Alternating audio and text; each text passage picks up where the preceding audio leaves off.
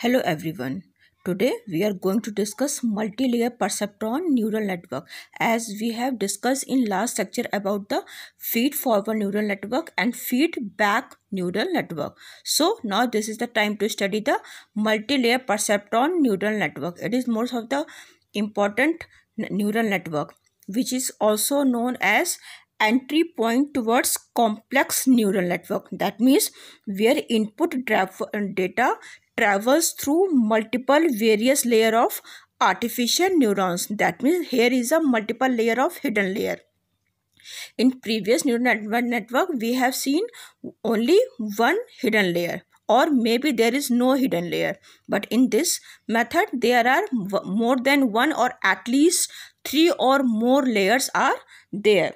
So to all the neurons in the next layer, which makes it a fully connected neural network. That means each and every neuron is connected to each and every other neurons in whole network. That means this is called fully connected neural network. Input and output layers are present as in the previous two networks, like input layers, output layers, multiple hidden layers.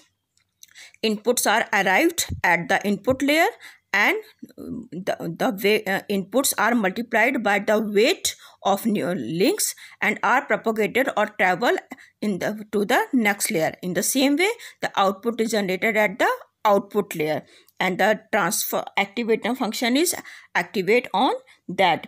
It has a bidirectional propagation. That means it can move in the forward direction also, or in the backward direction also. That means inputs are multiplied with weight and fed to the activation function, and in back propagation they are modified to reduce the loss, as we have discussed in feedback neural network, that if our actual output is far away from our predicted output, then we have the possibility to change some weight so that the difference can be minimized, or we reach to the our exact or actual output. In simple words, we can say that weights are simply machine learned values from neural network.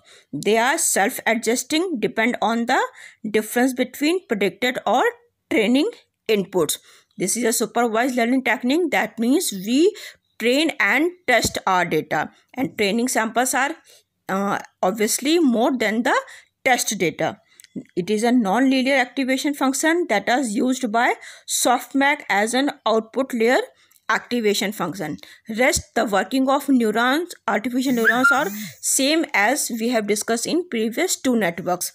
Like the inputs are arrived at dendrites, the processing is done at the soma, and the outputs are communicated or travel through the axons and reached at the output, and output of one layer is behave as an input for next layer, and synapse is used for connection with other neurons.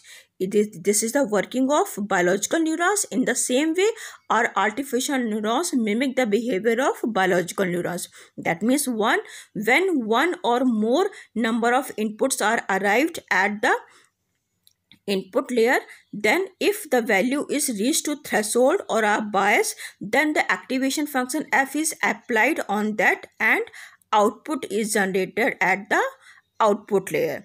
And so same working is applied at the multi-layer perceptron neural network.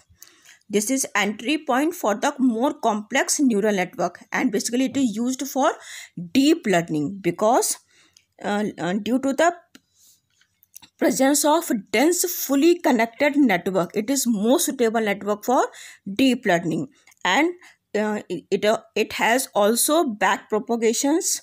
So this is very useful for deep learning concept.